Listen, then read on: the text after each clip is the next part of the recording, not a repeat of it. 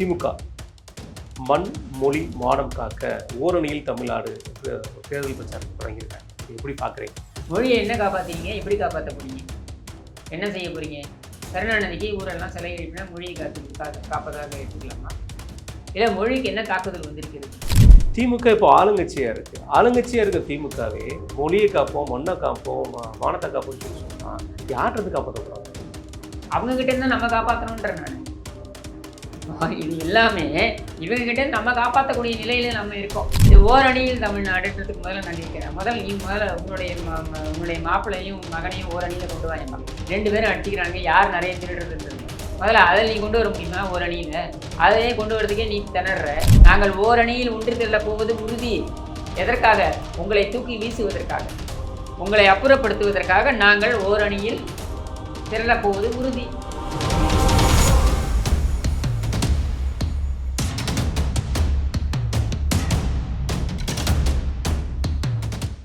வணக்கம். இன்று நம்மிடையே இணைந்திருப்பவர் மூத்த அரசியல் விமர்சகர் திரு கிஷோர்கேசாமி அவர்கள். சார் வணக்கம். திமுக மண் மொழி மானம் காக்க ஓரணியில் தமிழ்நாடு என்று ஒரு தேர்தல் பிரச்சாரத்தை தொடங்கியிருக்காங்க. இது எப்படி பார்க்குறீங்க? இல்லைன்னு சொல்லுங்க, ஒன்றுனா சொல்லுங்க. மொழி மண் மானம் சரி காக்க திமுக ஓரணியில் தமிழ்நாடு என்று. மொழியை எப்படி காப்பாற்ற போறீங்க? அதுலேருந்து ஆரம்பிப்போம். மொழியை என்ன காப்பாற்றுறீங்க? எப்படி காப்பாற்ற போறீங்க? என்ன செய்ய போறீங்க? கருணாநிதிக்கு ஊரெல்லாம் சிலை எழுப்பினா மொழியை காப்பதாக எடுத்துக்கலாமா? இல்லை மொழிக்கு என்ன தாக்குதல் வந்திருக்கிறது? இந்த சமஸ்கிருதத்துக்கு அதிகமாக ஃபண்ட் ஒதுக்கிருக்காங்க, தமிழுக்கு ஃபண்ட் ஒதுக்கல. ஏங்க உங்களோட ஆட்சியில் அதானங்க பண்ணீங்க. இந்த மொழியை காப்பதற்கு உங்களுக்கு வாய்ப்பு மக்கள் கொடுத்தார்கள், தமிழக மக்கள் கொடுத்தார்கள். அதாவது வேற எந்த மாநிலமும் வேற எந்த பிராந்திய கட்சிக்கும் வழங்காத ஒரு வாய்ப்பை திராவிட முன்னேற்ற கழகத்திற்கு வழங்கினார்கள் தமிழக மக்கள். என்ன கிட்டத்தட்ட 18 ஆண்டுகள் யார் ஆட்சியில் இருந்தாலும் சரி, அது தேவேகவுடா ஆட்சியில் இருந்தாலும் சரி, குஜராத் ஆட்சியில் இருந்தாலும் சரி, வாஜ்பாய் ஆட்சியில் இருந்தாலும் சரி, மன்மோகன் சிங் ஆட்சியில் இருந்தாலும் சரி, இது எல்லாவற்றிலும் நீங்கள் இருந்தீர்கள். அப்பொழுது இந்த மொழியை காப்பதற்கு என்ன கழட்டினீர்கள்? அப்பொழுதும் சமஸ்கிருதத்திற்கு கூடுதலாக நிதி ஒதுக்கப்பட்டது. சரியா? அப்போ நீங்க அன்னைக்கெல்லாம் கழட்ட முடியாது, இன்னைக்கு என்ன கழட்ட போற? நீ என்ன மொழியை காக்க போற? நீ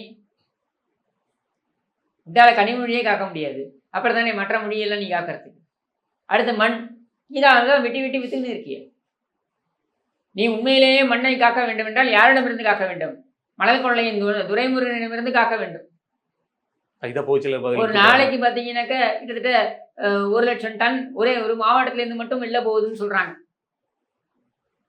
சரியா? அப்ப யாரிடமிருந்து காக்க வேண்டும்? இந்த மண்ணை காக்க வேண்டும் என்றால் உங்களிடமிருந்து தான் காக்க வேண்டும். இந்த மண்ணை சூறையாடுவது, இந்த மண்ணை வைத்து பல கோடி ரூபாய் பணம் பார்ப்பது, காசு பார்ப்பது, இதை நீயும் உன் குடும்பமும் உன் குடும்பத்தின் நல்ல கைகளாக இருக்கக்கூடிய துரைமுருகன் போன்ற காட்பாடி கொள்ளையர்களும் தான் இதை செய்து கொண்டிருக்கிறார்கள். அவர்களிடமிருந்து தான் இந்த மண்ணை காக்க வேண்டும். அடுத்து மானம். மானம் அது உனக்கு இன்னைக்குமே கிடையாது. மானத்தை எப்படி காப்பீர்கள்? உதயனா வாழ்க அப்படின்னு இங்க இருக்கக்கூடிய அந்த உன்னுடைய கட்சியுடைய மூத்த முன்னோடிகள்லாம் கொண்டு போய் அங்கே வாழ்க கோஷம் போடுறது தான் மானத்தை காக்கிற வேலையா? இல்லை இன்பநிதியை முதலமைச்சர் ஆகிவிட்டு தான் நான் செத்து போவேன்னு சொல்கிறானே அந்த மானங்கிட்ட கொத்தடிமை, இதுதான் நீ மானத்தை காக்கிற லட்சணமா? எப்படி நீ மானத்தை காக்க போகிறாய்? இன்னைக்கு வருதுங்க அறிக்கை, இன்னைக்கு அறிக்கை வந்திருக்கிறது. யாரோடது? டி.கே. சிவகுமார் துணை முதலமைச்சர், கர்நாடக துணை முதலமைச்சரிடமிருந்து இன்றைக்கு அறிக்கை வந்திருக்கிறது. நாங்கள் ஆரம்ப கட்ட வேலையை ஆரம்பித்து விட்டோம். இதுல மேகதாட்டு அணை கட்டுவதில் நாங்கள் ஆரம்ப கட்ட வேலையை ஆரம்பித்து விட்டோம், பூர்வாங்க வேலையை ஆரம்பித்து விட்டோம் என்று துணிச்சலாக அவர் பதிவு செய்கிறார். நீ மானம் காக்கிறன்னா போய் காக்க வேண்டியதானே? உன் கூட்டணி கட்சி தானே, பேச முடியுமா உன்னால? நீ என்னத்த மானத்தை காத்து கிழிச்ச? உன்னால் மானம் போனதுதான் மிச்சம். அப்ப இங்க மொழியா இருக்கட்டும், மண்ணா இருக்கட்டும், மானமா இருக்கட்டும், இது மூன்றுமே தமிழர்களுடைய சிறப்பு அம்சங்கள். அதற்கும் உனக்கும் சம்பந்தமே கிடையாது. இது எல்லாவற்றையும் தமிழர்களிடமிருந்து பிடுங்குவதுதான் நீ செய்து கொண்டிருப்பது, உன் கட்சி செய்து கொண்டிருப்பது இத்தனை ஆண்டு காலமாக. திமுக இப்போ ஆளுங்கட்சியா இருக்கு. ஆளுங்கட்சியா இருக்க திமுகவே மொழியை காப்போம், மண்ணை காப்போம், மானத்தை காப்போம்னு சொல்லி சொன்னா யார்கிட்ட காப்பாற்ற போறாங்க? அவங்க கிட்ட இருந்தா நம்ம காப்பாற்றணுன்ற நான். இப்போ இது எல்லாமே இவங்க கிட்ட நம்ம காப்பாற்றக்கூடிய நிலையில நம்ம இருக்கோம். அவர் தான் சொல்றாரு, திமுக ஆட்சியை விவரிக்க வேண்டும் என்றால் அவருடைய மொழியில் சொல்ல வேண்டும் என்றால் அவர் பயன்படுத்திய மொழியை சொல்றேன். அந்த பேரு பெற்ற பேரு தாக நீல் ஏது அவர் தானே சொன்னாரு ஸ்டாலின். இப்படித்தான் இவர் மொழியை காப்பார். வேற எப்படியும் இவர் மொழியை காக்க மாட்டாங்க. இவங்க என்னத்த மொழியை காக்கிறது? நீ என்ன கிழிச்சிருக்க மொழிக்கு? உங்க அப்பனே ஒன்றும் கிழிக்கல மொழிக்குன்னு தான் நான் சொல்றேன். முத்தமிழறிஞர்னு ஒரு போலி பிம்பத்தையும் ஒரு போலி கட்டமைப்பையும் நீங்கள் ஏற்படுத்தி இருக்கிறீர்கள். முத்தமிழும் கிடையாது, ஒரு மண்ணாங்கட்டியும் கிடையாது அந்த ஆளோடது. அந்த ஆளுடைய தமிழ் சேவை அப்படின்றத நான் சொல்றேன். அப்படிங்கும்போது நீ எங்கே இந்த மொழியை காக்க போற? இந்த மண்ணை காத்ததெல்லாம் நாங்கள் பார்த்தோமே, மண்ணை காத்த லட்சணத்தை தான் நாங்கள் பார்த்து கொண்டிருக்கிறோமே. இந்த ஓரணியில் தமிழ்நாடுங்கிறது நம்மளுடைய உடன்பிறப்புகளை இயக்க தோழர்களை கூட்டுறதுக்கும் வாக்கு சதவீதத்தை கூட்டுறதுக்கும் நம்ம பண்ணியிருக்கோம். 30% மக்களை அந்த கோவிட் சமயத்துலேயும் ஒன்றிணைவான்னு எல்லாரையும் கூட்டு கொண்டானுங்க. சரியா? இது ஓரணியில் தமிழ்நாடுன்றதுக்கு முதல்ல நான் கேட்குறேன். நீ உன்னுடைய மாப்பிள்ளையும் மகனையும் ஓரணியில் கொண்டு வா என் மகன். 2 பேரும் அடிச்சுக்கிறாங்க. யார் நிறைய திருடுறதுன்றதில்ல. முதல்ல அதை நீ கொண்டு வர முடியுமா ஓரணியில்? அதையே கொண்டு வரதுக்கே நீ திணற. அதுக்கே செந்தாமரை தேவைப்படுது. நீயும் அழகிரியும் அடிச்சுட்டு இருந்த பொழுது அப்போது அந்தம்மா செல்வி தேவைப்படுது. இப்போ செந்தாமரை தேவைப்படுது. சரியா? இப்போ உன்னால் உன் குடும்பத்தையே ஓரணியில் கொண்டு வர முடியல. நீ எங்கேருந்து தமிழ்நாட்டை ஓரணியில் கொண்டு வர போகிற? ஓரணியில் கொண்டு வந்து என்ன பண்ணணும்?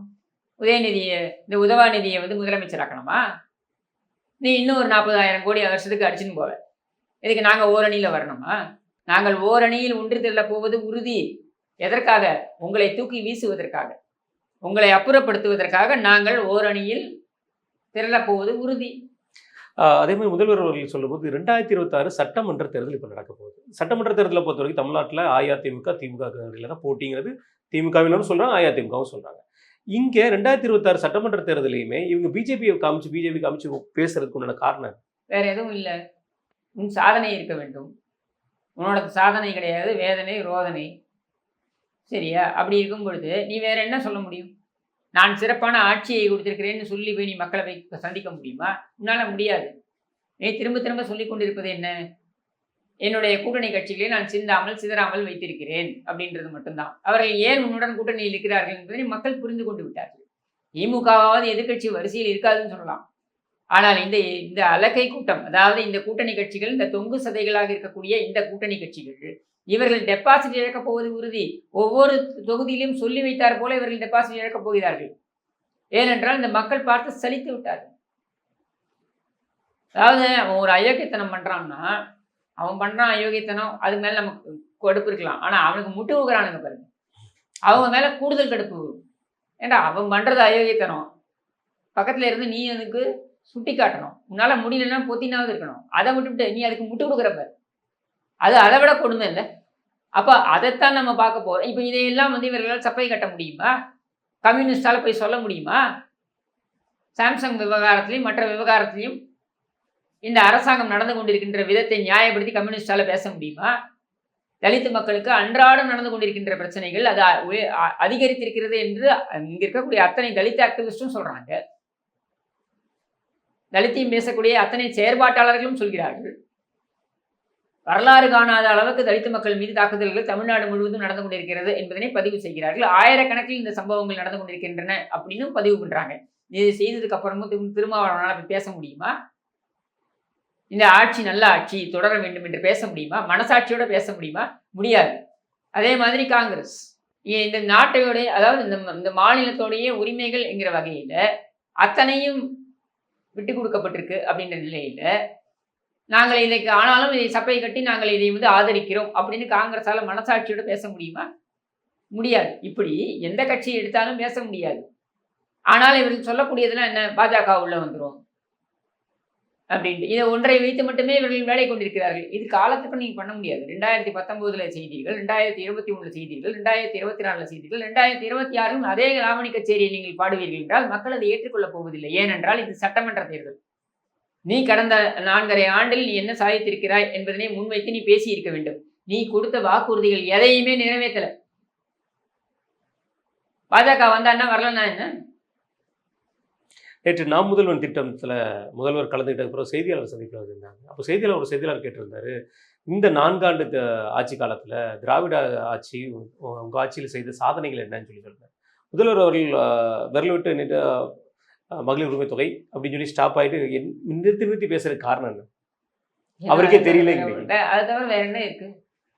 நீங்க மகளிர் ஊக்கத்தொகைன்ற 1000 ரூபாய் கொடுப்பதை தவிர்த்து வேற சொல்லிக் கொடுக்கிற மாதிரி இல்லைன்னா அந்த லிப்ஸ்டிக் பஸ் சொன்னா பெண்களை எல்லாம் நீங்கள் கேவலப்படுத்துகிறீர்கள். என்ன கேவலம் இருக்குது? உன் பஸ் அதானே, முகச்சாயம் தானே உன் பஸ்ஸு, வேற ஒன்றும் கிடையாதுல்ல. உதட்டு சாயம்னு எடுத்துக்கலாம், இதான் உன் பஸ்ஸு. இதை தவிர்த்து வேற என்ன இருக்கு? வேற என்ன சாதனையை செய்திருக்கிறீர்கள்? ஊரெல்லாம் போய் கருணாநிதிக்கு சிலையை திறந்து வச்சிருக்க. ஓடாத கழுத்தேருக்கு சுண்ணாம்பு பூசுறதுக்கும் ஒட்டடை அடிக்கிறதுக்கும் 80 கோடி ரூபாய் தண்ட செலவு. இதை தவிர்த்து வேற என்ன இருக்கு? இன்னைக்கு ஒரு அரசு பள்ளியில தரமான ஒரு கட்டமைப்பு இருக்கிறதா? எத்தனை அரசு பள்ளிகள்ல கழிப்பறை அந்த கழிப்பறை வசதி கூட இல்லை அப்படின்னு அந்த ஆசிரியர்கள் வந்து ரோட்ல வந்து உட்காந்து மறியல் பண்றாங்க. என்னுடைய மாணவ செல்வங்கள் இயற்கை அந்த இதெல்லாம் வந்து கழிக்கிறதுக்கு அவங்க வெளியில போறாங்க அப்படின்ட்டு அந்த நிலையில தான் இருக்கு.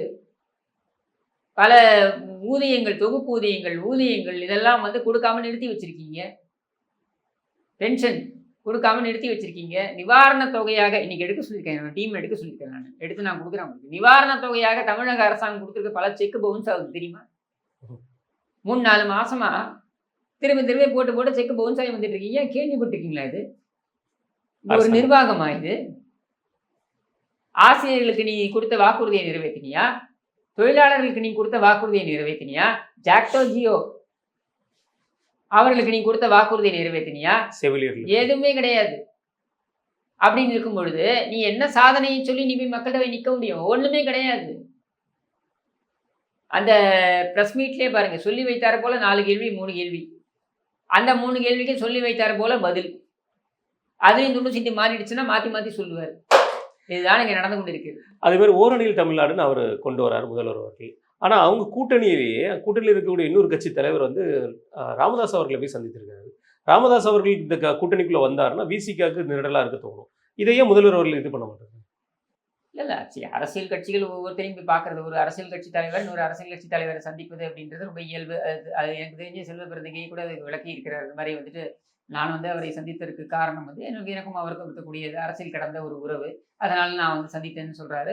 மருத்துவர் ராமதாஸ் அவர்களும் வந்து தான் அரசியலிலும் வலுவாக இருப்பதை காட்ட வேண்டும் அப்படின்றதுக்காக அவர் வந்து பல அரசியல் கட்சி தலைவர்களை சந்திப்பதாக இருக்கட்டும், இல்லை பேட்டிகள் நிறைய கொடுக்கறதா இருக்கட்டும், இந்த மாதிரி அவர் ஆக்டிவா இருக்கிறத அவர் காண்பிப்பதற்காக சீரா இருக்கிறது.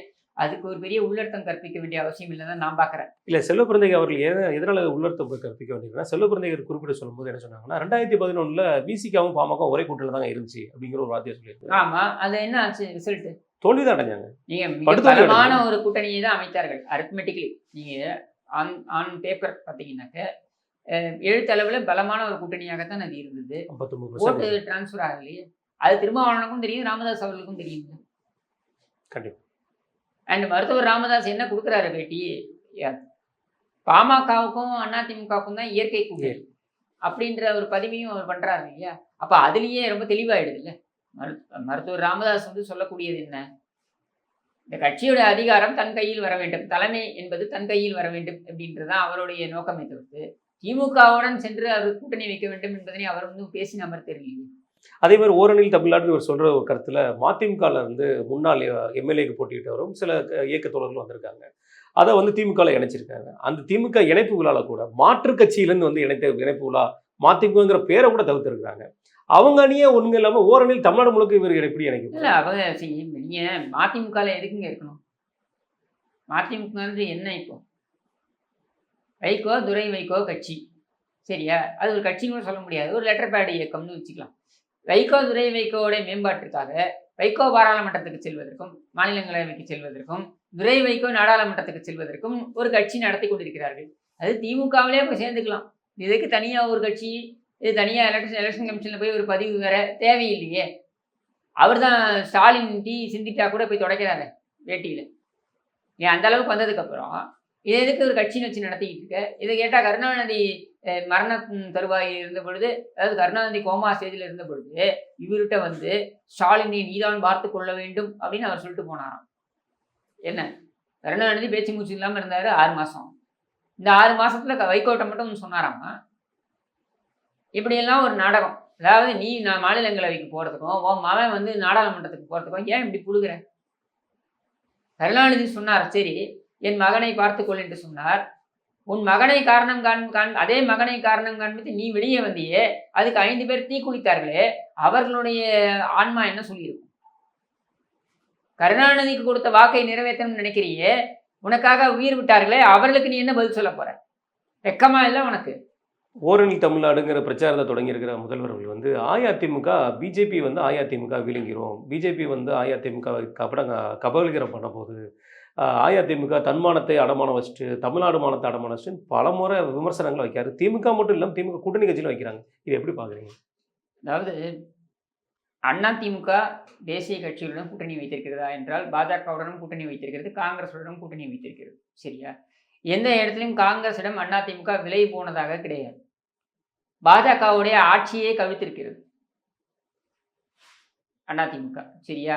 நீங்க அப்படியே திருப்பி பாருங்க, திமுகவை எடுத்து பாருங்க. இவர்கள் காங்கிரசுடன் எப்படியெல்லாம் சென்றார்கள் என்றால், இவர்கள் காங்கிரஸை விட குறைவான தொகுதிகளில் நின்றிருக்கிறார்கள். எப்போ? 1980 காங்கிரஸை விட குறைவான தொகுதிகளில் நின்றிருக்கிறார்கள். அன்றைக்கு அடமானம் வைக்கப்படாத தன்மானம் என்ன? அடுத்து பாஜகவுடன் இவர்கள் கூட்டணி வைத்தார்கள். எப்போ? இந்த வாஜ்பாய் அரசாங்கத்துக்கு வைத்தார்கள். அப்போ குஜராத் கலவரம் நடைபெற்ற பொழுது இந்த எதிர்க்கட்சிகள் எல்லாம் தீர்மானம் கொண்டு வந்தபோது, பாராளுமன்றத்தில் தீர்மானம் கொண்டு வந்தபோது திமுக அதை பாஜகவுக்கு ஆதரவாக நிற்கும் என்று சொன்னவர்கள் இவர்கள் தன்மானத்தை பற்றி பேசுகிறார்கள். சரி, வாஜ்பாய் அரசாங்கத்துடைய ஆதரவுடன் தான் வாஜ்பாய் அரசாங்கமே திமுகவுடைய ஆதரவுடன் தான் செயல்பட்டது நம்ம எல்லாருக்குமே தெரியும். 2003-4 வரைக்கும். சரியா? அப்படி இருந்த பொழுது 2001 தேர்தலில் தன்னுடைய ஆதரவில் இயங்கிக் கொண்டிருக்கின்ற மத்திய அரசாங்கத்தில் முக்கிய அங்கம் வகித்த பாஜகவிற்கு எவ்வளவு ஒதுக்கினார் கருணாநிதி? 21 இடங்களை ஒதுக்கினார். 2021 தேர்தலில் முழு பெரும்பான்மையுடன் மத்தியில் பலமாக அமர்ந்திருந்த பாஜகவிற்கு எடப்பாடி பழனிசாமி எவ்வளவு ஒதுக்கினார்? 20 தொகுதிகளை ஒதுக்கினார். இதுல யாருக்கு அடமானம் வைத்தார்கள் கட்சியை? நீ உன் கட்சியை அடமானம் வைத்த, உன் கொள்கை கோட்பாடுகளை அடமானம் வைத்தாய். அதிமுகவை பொறுத்த வரைக்கும் அவர்கள் எந்த கட்சியுடன் கூட்டணியில் இருந்தாலும், அது பாஜகவாக இருக்கட்டும் அல்லது காங்கிரஸாக இருக்கட்டும், அந்த கட்சியுடன் கூட்டணியில் இருக்கும்பொழுது அந்த கூட்டணி தர்மத்தை காப்பார்கள். அது பரஸ்பர நன்மைக்காக இருக்கும். இந்த கட்சியிலிருந்து அவர்களுக்கு நன்மை, அவர்களால் நமக்கு நன்மை தான் இருக்குமே தவிர்த்து, இங்கே மேலே ரெய்டு நடக்கும், கீழே கூட்டணி பேச்சுவார்த்தை, இதெல்லாம் அதிமுக என்றைக்குமே நடந்தது கிடையாது. இதையெல்லாம் செய்தது யார்?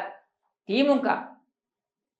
அது காங்கிரஸாக இருக்கட்டும் பாஜகவாக இருக்கட்டும், அவர்களிடம் சென்று மண்டியிடுவது என்பது திமுகவுக்கு தான் வழக்கமே தவிர்த்து அதிமுக என்றைக்கும் அதை செய்தது கிடையாது. கூட்டணி என்றால் நேரடியாக வைப்போம், கூட்டணி இல்லையா, கூட்டணி இல்லை என்பதை நேரடியாக அறிவித்துவிட்டு நாம் தேர்தலை சந்திப்போம், அவ்வளவுதானே. கண்டிப்பாக சார். நன்றி சார், உங்கள் நேரத்தையும் கட்டியமாக.